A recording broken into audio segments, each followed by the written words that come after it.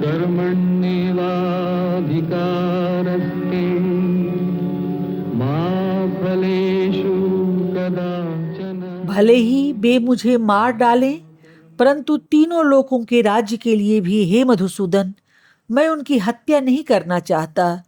तब इस भूमि के लिए तो मैं उनकी हत्या कर ही कैसे सकता हूं। हे जनार्दन, धृतराष्ट्र के पुत्रों को मारकर हमें क्या आनंद हो सकता है। इन आताताइयों को भी मारने से हमें पाप ही लगेगा। इसलिए हे माधव, हमारे अपने ही बांधव इन धृतराष्ट्र के पुत्रों को हम मारें, यह उचित नहीं है। अपने स्वजनों को मारकर हम कैसे सुखी होंगे। लोभ से चित्त के मलिन हो जाने के कारण वे कुलनाश से होने वाले दोष को और मित्रद्रोह के पाप को भले न देख सकें, परंतु हे जनार्दन, कुलनाश से होने वाले दोष को समझने वाले हम लोगों को इस पाप से बचने की बात कैसे न सूझेगी। कुल का नाश हुआ कि परंपरा से चलते आ रहे कुल धर्मों का नाश हो जाता है, और धर्म का नाश हुआ कि अधर्म सारे कुल को डुबो देता है। हे कृष्ण, अधर्म की वृद्धि होने से कुल की स्त्रियां दूषित हो जाती हैं, और उनके दूषित होने से वर्णों का संकर हो जाता है।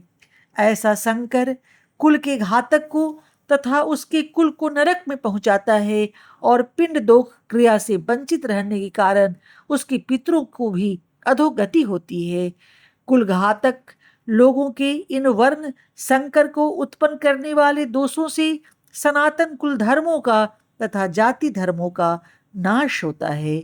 हे जनार्दन, जिनके कुल धर्मों का जड़मूल से नाश हुआ है, ऐसे मनुष्यों को अवश्य ही नरक में वास होता है। यह हम सुनते आए हैं। अरे अरे, हम कैसा महापाप करने को उद्यत हुए हैं।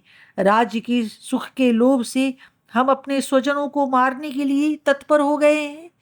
शस्त्रों से हीन तथा प्रतिकार न करने वाले मुझे धृतराष्ट्र के सशस्त्र धारी पुत्र रण में यदि मार डालें तो वह मेरे लिए अधिक कल्याणकारी होगा।